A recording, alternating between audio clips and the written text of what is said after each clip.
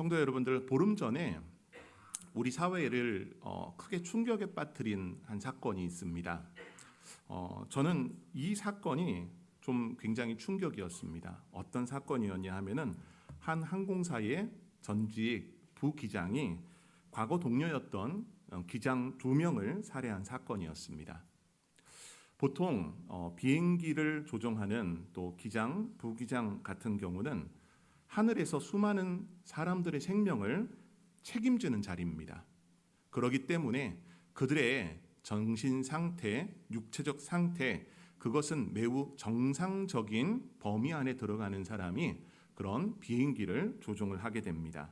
왜냐하면은 그들의 조그만 실수도 많은 인명을 살상할 수 있는, 죽일 수 있는 사고가 발생하기 때문입니다.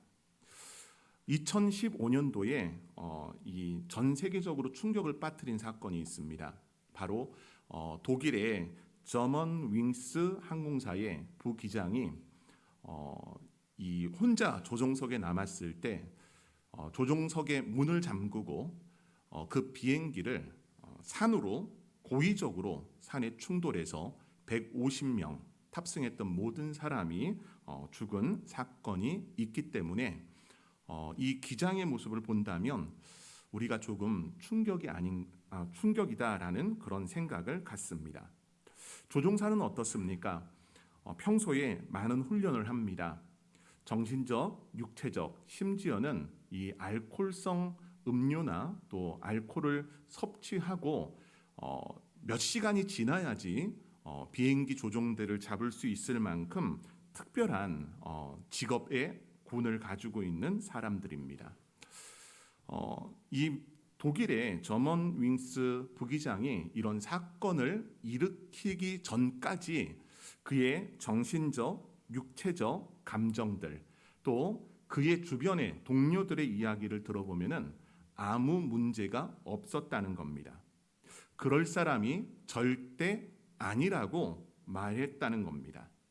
그런데 그런 사건이 발생됐다는 것은 그 사람이 어느 날 갑자기 충동에 의해서 그런 일들을 저지른 것이 아닙니다. 훨씬 전부터 그 마음 안에 뭔가의 무너짐이 시작이 되었고 그 무너짐의 상태에서 그는 홀로 남았을 때 비행기를 산에 충돌시켜서 많은 사람들과 함께 죽게 됩니다. 겉으로는 정상처럼 보였지만은 그의 마음 안에는 절망이 있었을 것이고 여러 사람들의 마음 안에서 그런 왜곡됨의 모습이 그 안에는 분명히 있었을 것이라는 겁니다. 여러분, 사람은 한순간 무너지지 않습니다. 우리가 이 연예인들이나 또 유명인들의 소식을 뉴스를 통해 들을 때 갑자기 자살을 한 그런 이야기들을 들을 때가 있습니다. 그들이 갑작스럽게 한순간이 아닙니다. 어느 순간서부터 계속 삶이 무너졌기에 그들이 그런 선택을 했던 겁니다. 마음이 먼저 무너지고 그 다음 인생이 무너집니다. 우리는 흔히 인생이 무너지는 이유에 대해서 이런 것이라고 생각합니다. 판단을 잘못해서 그의 인생이 무너졌다고 생각하고 그가 실수를 했기 때문에 그렇게 됐다. 어떤 선택을 잘못했기 때문에 인생이 무너졌다라고 생각을 합니다.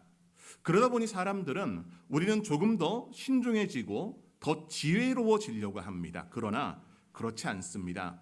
인생이 무너진 데에는 어느 한순간이 아니라 어느 시점서부터 그 무너짐이 시작되었다는 겁니다.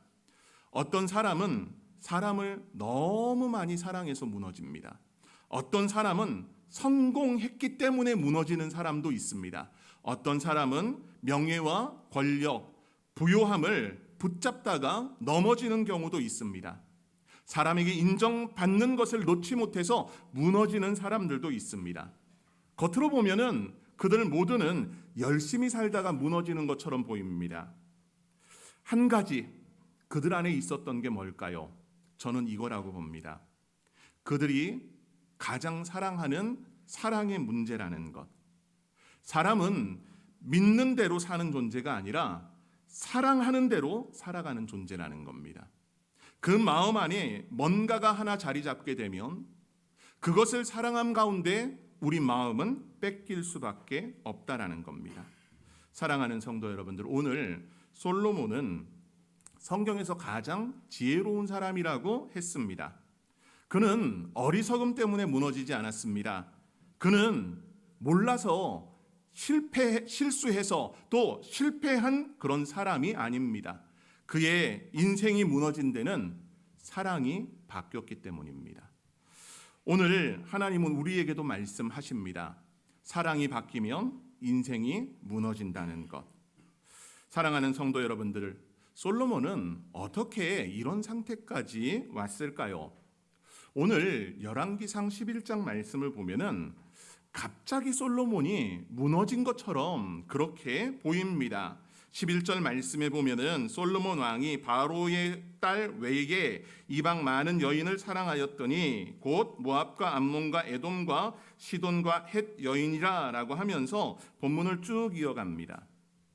여인들을 사랑했기 때문에 무너진 것처럼 그렇게 우리는 11장을 통해서만 보면 그렇게 볼 수 있습니다. 하지만 열왕기상 본문을 읽은 여러분들은 한번 되새겨 본다면 이럴 거예요. 솔로몬이 무너진 데는 그 조짐이 있었다는 겁니다. 그 조짐을 성경은 어떻게 이야기하느냐? 성전이 완공된 이후 열왕기상 8장에서 솔로몬이 하나님 앞에 가장 영광스러운 기도를 드립니다. 그 기도에 대해서 하나님이 응답하십니다. 열왕기상 9장으로 넘어가게 되면은 하나님이 솔로몬에게 다시 나타나셔서 말씀합니다. 우리 9장 5절 말씀을 함께 좀 봐볼까요? 여기에 후반부의 말씀을 보게 되면은 이렇게 말씀하세요. 내 이스라엘의 왕위를 영원히 견고하게 하려니와라고 말씀을 합니다. 이 말은 다윗에게 약속하신 그 말씀을 이어주면서 이스라엘의 왕위를 영원히 견고하게 하겠다라고 말씀을 하십니다. 축복의 말씀입니다.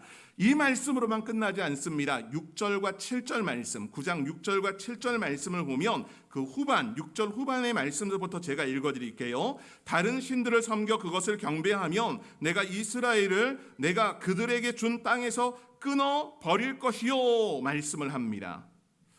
여러분, 내 이름을 위하여 내가 거룩하게 구별한 이 성전에서도 내 앞에서 던져버리리니 라고 하면서 말씀을 합니다. 축복을 하신 반면에 경고의 메시지도 이 9장 안에는 들어가 있습니다. 여러분, 하나님이 이렇게 말씀하시는 데는 이유가 있을까요? 없을까요? 하나님이 말씀하시는 데는 그 의도가 없는 것이 없습니다. 우리는 이걸 잘 헤아려야 됩니다. 성경을 보면은 이 솔로몬이 무너지기 시작한 그 시점이 또 하나가 있습니다. 그것을 이 7장 1절에서는 솔로몬이 자기 왕궁을 13년 동안 건축하여 그 전부를 준공하니라라는 말씀입니다. 여러분, 이 말씀은 건축에 관한 것처럼 보여요. 6장에서 이 성전을 짓는, 솔로몬의 성전을 짓는 그 내용이 기록되어 있고 7장으로 넘어오게 되면은 솔로몬의 왕궁을 짓는 이야기가 나옵니다. 이 성전을 짓는 데는 7년이라는 그런 시간이 소요됐습니다. 그런데 오늘 이 솔로몬의 왕궁을 짓는 데는 13년이라고 하는 시간이 더해집니다. 성전을 짓는 것과 왕궁을 짓는 것 중 우리는 성경을 이제 사랑하고 하나님을 사랑하다 보니 거기에 좀 더 시간이 더해져야 되지 않냐라고 생각하잖아요. 근데 7장 1절에서는 솔로몬의 그 마음이 어느 쪽으로 치우쳐지고 있는지를 그 건축을 통해서 우리에게 보여주고 있는 겁니다. 그것을 보여주면서 본문으로 이어가게 되는 겁니다. 여러분, 솔로몬이 가장 이 영광의 정점이 되는 데는 열왕기상 10장입니다. 이 에티오피아의 스바 여왕이라고 하는 사람이 찾아옵니다. 솔로몬이 지혜롭다라는 말, 부와 영광이 있다는 말, 그걸 보면서 솔로몬 앞에 나아갑니다. 근데 이 스바 여왕이 하는 말이 있어요. 솔로몬의 지혜와 그의 부와 영광을 보면서 내가 들은 말이 사실이었고 그 절반도 듣지 못하였다라고 하면서 이야기합니다. 열왕기상 10장은 솔로몬의 인생의 절정이라고 말할 수 있습니다. 지혜, 부, 명예, 영향력, 나라의 강건함, 이 모든 것이 최고에 도달한 순간입니다. 근데 성경은 여기에서 멈추지 않아요. 중요한 디테일을 이야기합니다. 그 디테일이 뭐냐 하면은 은이 예루살렘에 돌같이 흔하고 금이 넘쳐나고 말과 병거가 많았다라는 것입니다. 여러분, 이게 문제가 됩니까? 이건 문제 안 되잖아요. 경제적인 그 상황에서 은이 돌같이 흔하고 금이 넘쳐나고 말과 병거가 많고 경제적으로 국방력으로 가장 강하다는 것, 이건 우리가 이야기할 때 소위 복받은 것 아닙니까? 근데 성경은 아주 디테일하게 이 이야기를 합니다. 이건 부에 관한 이야기가 아닙니다. 말씀에 관한 내용입니다.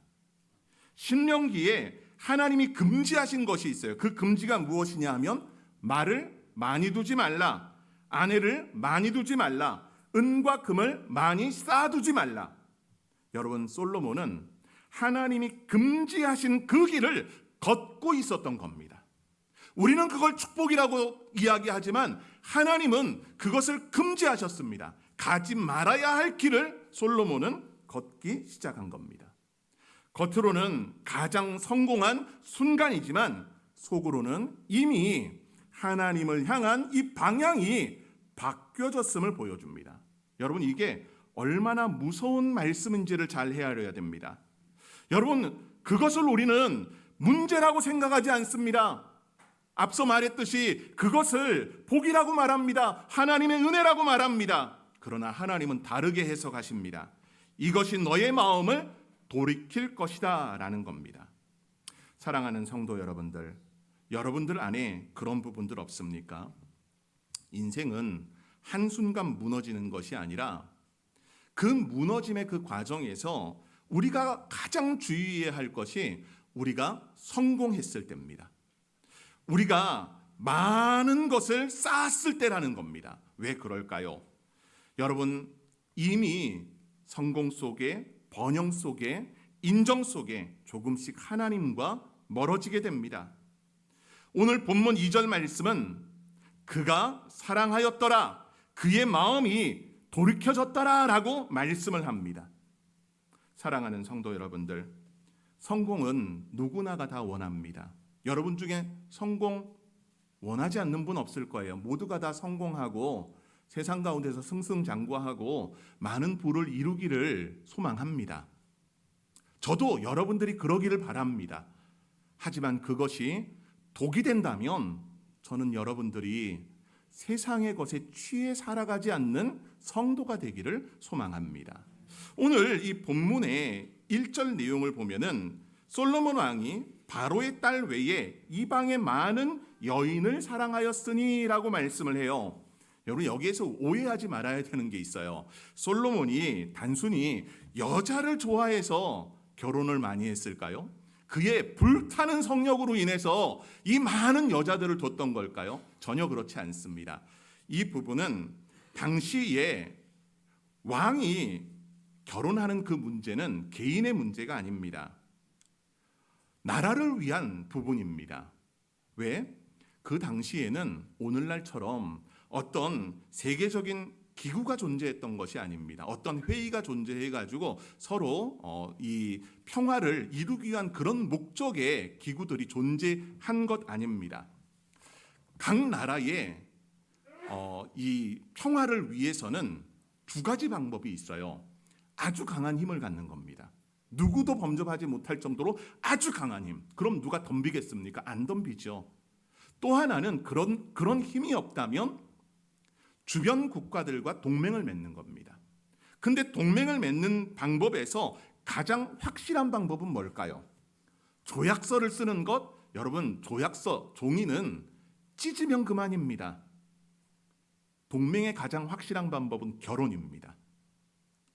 아내로 맞아들이는 겁니다. 내 자녀를 상대방 왕의 가정에 보내는 겁니다.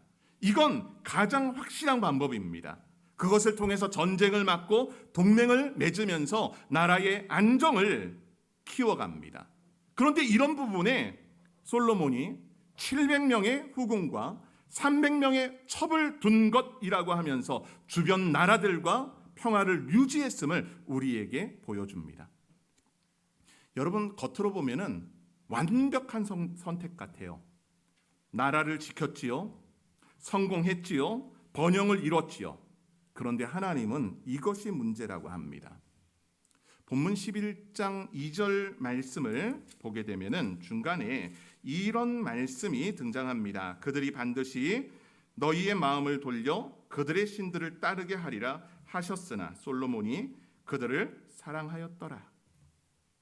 여러분, 여기에 중요한 진리 하나가 나옵니다. 겉으로 옳아 보이는 선택이 하나님을 멀어지게 할 수 있다는 겁니다. 솔로몬은 나라를 위해서 결혼했습니다. 결국 그 결혼이 그의 마음을 바꾸기 시작했음을 보여줍니다. 여러분, 우리의 모습 아닙니까? 우리는 때론 이런 말을 합니다. 이건 어쩔 수 없는 선택입니다. 목사님, 현실적으로 필요한 겁니다. 이 정도면 괜찮습니다. 다 그렇게 하는 걸요. 여러분, 우리가 이 말에 속을 때가 얼마나 많습니까? 다른 사람들은 다 그렇게 한다는 거예요. 우리가 선택할 수 있는 것은 그 길밖에 없다는 겁니다. 현실적으로 필요하다는 겁니다. 여러분, 모르지 않습니다. 너무나 잘 압니다.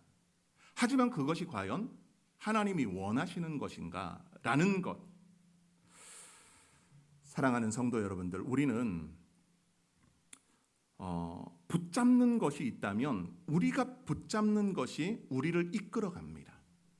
여러분들의 마음에 사랑하고 있는 것이 있다면 그것은 사랑하는 감정으로만 남지 않고 그 감정이 여러분들을 이끌어 간다는 겁니다. 여러분이 사랑하는 것은 뭡니까? 여러분이 사랑하는 것, 남녀, 부부, 가족, 이런 부분을 넘어서 여러분들이 사랑하고 있는 것. 사랑하는 성도 여러분들, 여러분이 사랑하는 그것은 여러분들을 이끌고 간다는 겁니다. 여러분이 마치 이끌 수 있는 것처럼 보이지만 이끌려 가게 만드는 것이라는 겁니다. 오늘 솔로몬은 여기에 끌려가고 있습니다. 우리라고 그렇게 되지 않을까요? 여러분은 인생을 하나님이 이끄십니까? 여러분이 사랑하는 것이 이끕니까? 여러분, 사랑이 나뉘면은 마음이 나뉩니다. 4절 말씀을 보면요, 이렇게 기록하고 있어요. 4절 말씀을 우리 한 목소리로 봅니다. 시작. 솔로몬의 나이가 다른 신들을 따르게 하였으므로 왕의 마음이 그의 아버지 다윗의 마음과 같지 아니하여 그의 하나님 여호와 앞에 온전하지 못하였으니. 아멘. 여러분, 여기 하나님이 보시는 문제는 솔로몬의 행동이 아닙니다. 솔로몬의 문제를 하나님이 말씀하실 때 마음을 이야기하십니다. 물론 우리가 봤을 때 행동도 잘못됐어요. 이 행동이 어디까지 갑니까? 우상 숭배까지 갑니다. 우상 숭배까지. 행동도 잘못됐지만 행동이 잘못되기 이전 마음이 틀어졌음을 보여줍니다. 여러분, 마음이라고 하는 헬라어, 이 히브리어는 레브라고 하는 단어입니다. 근데 이 레브라고 하는 마음의 부분은 우리나라도 좀 비슷하지만 유대인들이 갖는 이 마음은 어떤 영역이냐 하면 사람의 중심 전체를 의미합니다. 사람의 중심 전체. 그냥 하트 해가지고 심장만 이야기하는 게 아니라 마음, 우리 마음 전체. 마음은 뭐 하는 곳일까요? 마음에서 우리는 머리로 생각을 한다라고 이야기하지만 마음으로 생각합니다. 마음으로 결정합니다. 마음에서 원하는 것이 나옵니다. 마음에서 방향이 정해집니다. 마음은 중요한 것입니다. 그래서 마음은 여러분 인생의 운전대와도 같습니다. 여러분, 자동차에 있어서 중요한 기관이 있다면 뭐라고 생각되십니까? 어떤 분은 엔진이라고 이야기하실 거예요. 엔진, 힘이 있어야지 나갈 수 있다. 중요합니다. 그런데요, 엔진보다 중요한 것이 뭐냐 하면은 바로 핸들대입니다. 핸들대는 아무것도 아닌 것 같아요. 하지만 아무리 힘이 센 차도 핸들이 없거나 핸들이 망가졌다면 아무리 힘과 능력을 가지고 있어도 하나님이 원하시는 위치로 가지 못합니다. 하지만 작은 마력의 자동차라고 해도 핸들림의 정상이라면은 얼마든지 목적지까지 나갈 수 있습니다. 여러분, 우리가 바로 그렇습니다. 인생은 능력으로 무너지지 않습니다. 여러분, 인생 능력으로 무너집니까? 내가 이런 능력 없어서 무너집니까? 아니요, 그렇지 않아요. 때로는 그런 능력 없어도 됩니다. 좋은 돈을 잘 벌 수 있는 능력, 그거 있으면 좋지요. 그런데 여러분, 그 능력으로 여러분 인생 전부가 아니라는 것을 기억하길 원합니다. 능력이 중요한 것이 아니라 바로 인생의 방향이 중요하다는 겁니다. 그 방향을 결정하는 내부, 마음이 중요하다는 겁니다. 그래서 잠언 4장 23절에서 모든 지킬 만한 것 중에 지킬 만한 것 중에 더욱 내 마음을 지키라. 생명의 근원이 이에서 남이라 말씀을 합니다. 여러분, 인생은 마음에서 흘러나옵니다. 사랑하는 성도 여러분들, 솔로몬은 마음이 돌아섰습니다. 성경을 보면 솔로몬의 마음이 여인들의 그 마음이 솔로몬을 돌이켰음을 이야기합니다. 그 돌이킴의 부분을 자세히 보면은 삶의 중심이 의지하는 바가 방향이 하나님을 예배하는 대상이 바뀌었다는 겁니다. 여러분, 솔로몬의 그 중심이 하나님에게서 다른 것으로 이동했음을 보여줍니다. 여러분, 솔로몬은 정확하게는 하나님을 버린 게 아니에요. 그는 하나님을 사랑합니다. 하나님을 예배합니다. 하나님을 믿습니다. 그러나 오늘 성경 이 4절의 후반의 말씀을 보면 그의 하나님 여호와 앞에 온전하지 못하였으니라고 말씀을 합니다. 온전하지 못하다, 온전하다라는 것은 나눠지지 않는 마음을 이야기합니다. 즉 솔로몬의 마음이 온전하지 못했다는 것은 마음이 나눠져 있음을 보여줍니다. 솔로몬의 문제는 하나님을 안 믿는 게 아니라 하나님만 사랑하지 않았다는 겁니다. 여러분, 이 문제는 우리의 문제 아닙니까? 우리는 하나님을 부인하지 않습니다. 부인한다면 아마 이 자리에 나와 있을 필요가 없지요. 하나님을 떠났다고도 생각하지 않습니다. 하지만 마음은 이미 나눠져 있습니다. 하나님도 사랑하고 하나님도 중요하지만 돈도 중요합니다. 성공도 중요합니다. 명예와 권력도 중요합니다. 사람과의 관계도 중요합니다. 인정받고 영향력을 끼치는 것도 중요합니다. 우린 이렇게 물어볼 수 있어요. 목사님, 둘 다 하면 안 되나요? 균형을 잡으면 되는 것 아닌가요? 여러분, 성경은 마음이 나누어지는 순간 이미 무너지기 시작했다고 말합니다. 하나님을 일부가 아니라 전부 사랑해야 되는 것이 우리의 마음입니다. 왜? 하나님은 우리에게 일부만 받으려고 하지 않으세요. 우리의 전부를 원하십니다. 온전하다라고 하는 뜻은 이 헬라어로 넘어가게 되면은 온전하다는 것은 완전한 상태를 이야기합니다. 여러분, 하지만 우리는 완전한 자들 아니거든요. 하나님이 원하시는 것은 완전한 상태예요. 우리는 하나님을 향해 마음을 들이며 나갈 때 전부 드려야 하지만 반쪽짜리로 드릴 때가 너무나 많습니다. 아니, 때로는 반쪽짜리만이라도 됐으면 좋겠다는 마음을 가져요. 10의 1은 하나님을 향하고 10의 9는 세상을 향하고 내가 사랑하는 것을 향하는 것이 우리의 모습이라면 우리는 분명히 바꿔져야 됩니다. 여러분, 사랑이 바뀌고 마음이 바뀔 때 어떤 일이 일어날까요? 마음의 부분은 내적인 부분입니다. 외적으로 드러나지 않을 수 있습니다. 하지만 외적으로 드러나기 시작을 합니다. 오늘 솔로몬 같은 경우 5절서부터 8절의 내용을 보게 되면은 이건 굉장히 충격적인 장면입니다. 단순히 이방의 여인들에 의해서 그 다른 신의 영향을 받은 것만으로만 끝나지 않습니다. 단순히 허용한 것이 아니라 이제는 솔로몬이 우상을 따르기 시작합니다.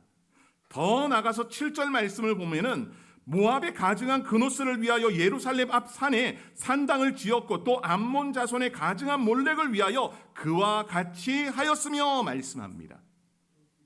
솔로몬이 하나님의 성전을 지은 사람입니다. 이제는 솔로몬이 뭘 짓습니까? 산당을 건축합니다.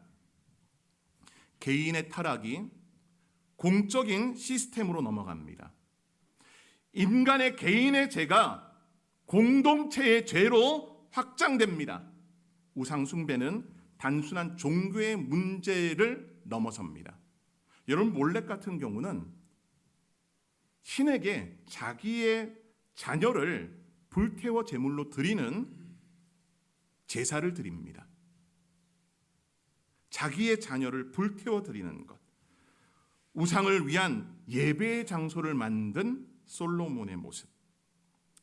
정말 우리가 이 열왕기를 보면서 하나님을 향한 성전을 짓고 하나님께 기도했고 하나님의 영광을 경험했던 솔로몬 맞나라는 생각을 갖습니다. 여러분, 사랑이 바뀌고 마음이 나뉘고 결국은 삶이 무너집니다. 인생은 한순간 무너지지 않습니다. 오늘 솔로몬이 보여주는 것처럼 그 사랑이 바뀌었을 때, 하나님을 향해서 마음이 나뉘었을 때 그의 인생 삶은 무너짐을 우리에게 고스란히 보여줍니다. 여러분, 이 일은 젊은 사람들에게만 일어나는 일이 아닙니다.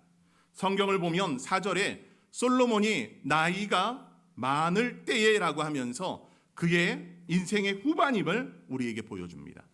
우리에게 경고해 주는 것, 신앙은 오래 했다고 안전한 것이 아니라는 겁니다. 경험이 많다고 지켜지는 것이 아니라는 겁니다. 끝까지 무엇을 사랑하느냐가 중요하다는 겁니다. 사랑하는 성도 여러분들, 끝까지 타협하며 살지 마십시오. 하나님만 사랑하십시오. 마음을 하나님께 두십시오. 그러면 삶은 무너지지 않습니다. 그런데 우리는요, 약한 자들입니다. 여러분, 마음을 지킬 수 있습니까? 어제 한 내 마음 안의 약속도 지키지 못하는 것이 우리의 모습입니다. 하나님보다 더 사랑하는 것이 있고 우리의 마음이 하나님과 또 다른 것을 섬겨가고 있는 모습이 우리의 모습입니다. 하나님은 우리에게 결단을 요구하시지 않습니다. 한 분을 보여주십니다. 바로 예수님이십니다. 끝까지 마음이 나뉘지 않으신 분, 끝까지 그 사랑을 바꾸지 않으신 분, 자신을 내어주시면서까지 십자가를 선택하시고 끝까지 하나님을 사랑하신 분. 사람들은 떠나도, 고통이 와도, 십자가 앞에서도 그분의 마음은 단 한 번도 하나님에게서 떠나지 않았습니다. 왜 그렇습니까? 우리를 사랑하셨기 때문입니다.